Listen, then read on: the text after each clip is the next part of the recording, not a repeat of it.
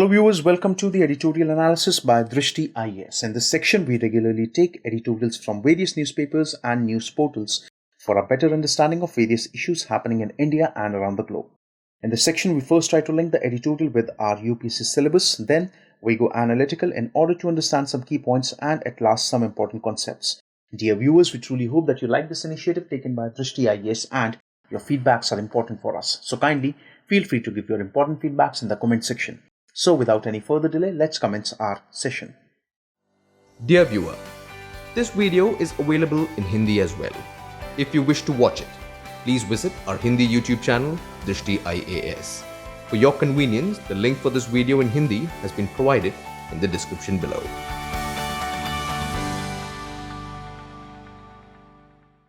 Today's editorial is taken from Hindustan Times, published on 20th November 2020. The title of today's editorial is Modi-Biden Lay Out a Roadmap.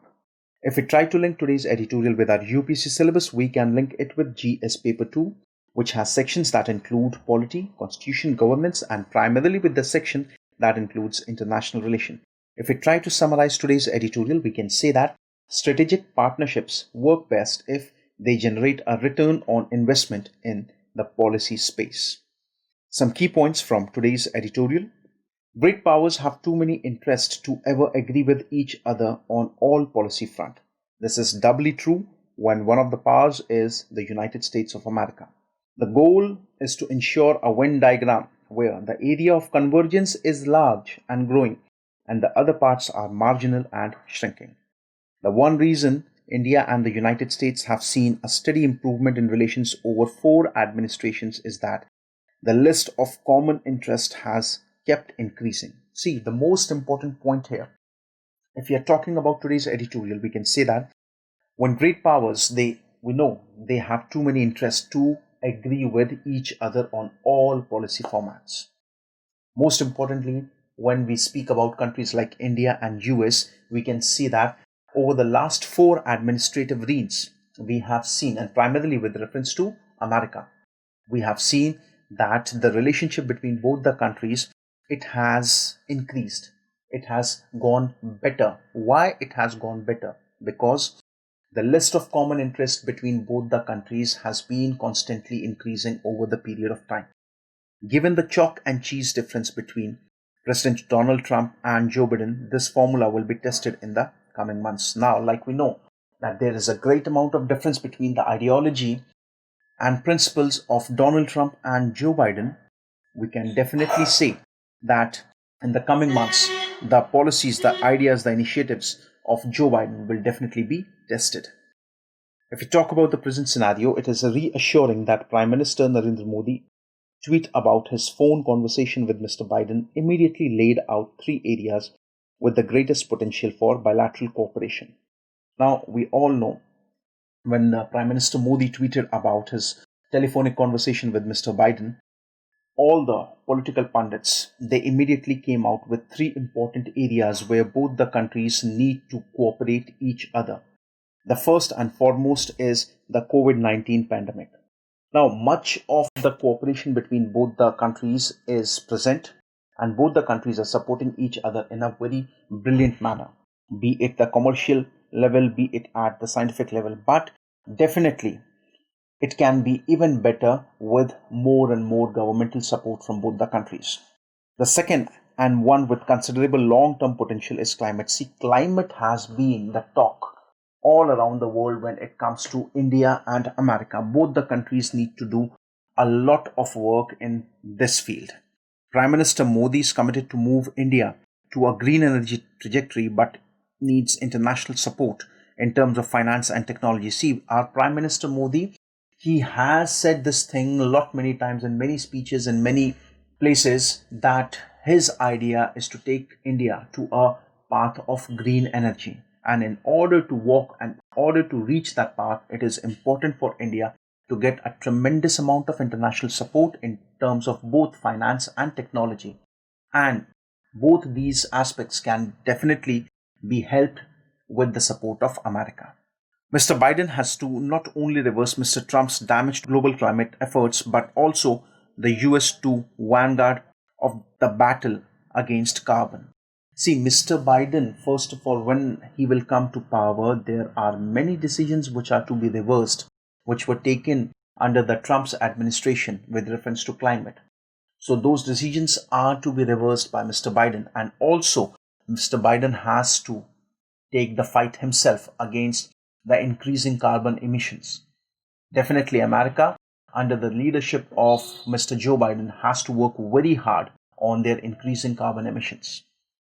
On the multilateral track, there is a small gap board of climate policy that the two can work on. See, there are a lot many avenues, lot many ideas, there are a lot many places where both the countries can work together, can support each other, including looking beyond the Paris Accord and strengthening India's initiatives such as the International Solar Alliance. The two good examples that can be seen here is number one, Mr. Donald Trump, when he came to power in 2016, the first decision that he took with reference to climate was he made America came out of the Paris Accord, which was signed by Barack Obama in 2015. So first thing that Mr. Joe Biden can do is definitely reverse the decision that was taken by Mr. Donald Trump with reference to that of the Paris Accord. Secondly, Mr. Biden can also help India and some of the initiatives taken by India, like the International Solar Alliance, which is of a great significance in time to come. Finally, the most important matter where India and United States have to work together is they need to share notes on their vision of the Indo-Pacific shorthand for how to handle an openly aggressive China. See, the biggest challenge before both these countries is the aggressive mode in which China is in right now. Both the countries have to come up with their ideas. They have to share their visions, and especially with reference to that of the Indo-Pacific region, because both India and America, they are part of the Quad Alliance. It is in this policy area where Mr. Biden's views are haziest, but this is exactly where the problem comes. Mr. Biden's opinion with reference to many other things are quite clear, but the moment it comes to China, Mr. Biden's opinion, Mr. Biden's idea are not quite clear. They are very hazy. He and his advisors, they have accepted that China is definitely a strategic competitor. The devil, however, is in the tactical details, and Mr. Biden's seeming preference for non-military responses to China is questionable. Now, both Mr. Biden and his advisors, they have accepted China as a strategic competitor, but whenever it comes to, for you can say, an idea for military responses to China, his opinion of choosing the non-military responses against China is always quite questionable. Now, I'm not talking that they should wage a direct war against China. No, that won't be good for anyone. But Mr. Biden has to keep his policies very clear whenever it comes to China. Future ahead. The flip side is that the area of differences are almost certain to arise. Now, there are so many places where both these countries can work together. But when there is so much of support, there might be places where the individual benefits of both the countries might come up against each other. So there are quite a few chances that the differences also might arise between both the countries. Mr. Biden's trade policy will differ from Mr. Trump only in terms of tone rather than substance.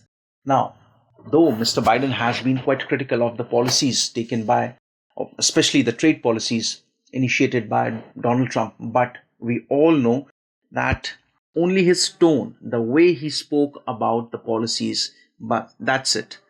He was more or less in favor of Donald Trump's trade policy, and he will continue to do or follow the same. Only his tone is different. The substance will be same as it was in Donald Trump's administration. It will be same as in the Joe Biden's administration. Delhi is braced for lectures on inclusivity and Kashmir from the other side. Now, we all know that Joe Biden and the Vice President Kamala Harris both have been very critical about India whenever it came to Article 370. So, India should be ready to hear a lecture on both Kashmir and inclusivity. The best way to keep these problem areas on the margins of the relationship is for both governments to work hard to ensure the area of cooperations generate tangible results. See, all these small petty issues can be overlooked only when the policies, the cooperation both the countries are sharing with each other comes up with a great significant result. Until unless there are no positive results, we cannot expect anything better. So the best way that both the countries should follow is to mutually cooperate each other and seek benefit as much as possible. Strategic partnership work best if they generate a return on investment in the policy space. See, every strategic partnership works only in one condition that I have told you: results. The most important and most significant part is the results. Until unless you don't have any results, there shall be no cooperation, nothing. As long as we are having better results, definitely some adjustments can be made from India's side, some adjustments can definitely be made from the United States side as well. But we have to be sure that this mutual cooperation is coming up with significant amount of results. So viewers, this was with today's analysis. Now the questions that can be based from today's editorial: Indo-US relations in the contemporary times is based on mutual trust and cooperation. In the light of this statement, critically analyze the prospects of Indo-US relations in the contemporary times. So viewers, this was with today's editorial analysis. I hope you liked it. Thank you very much.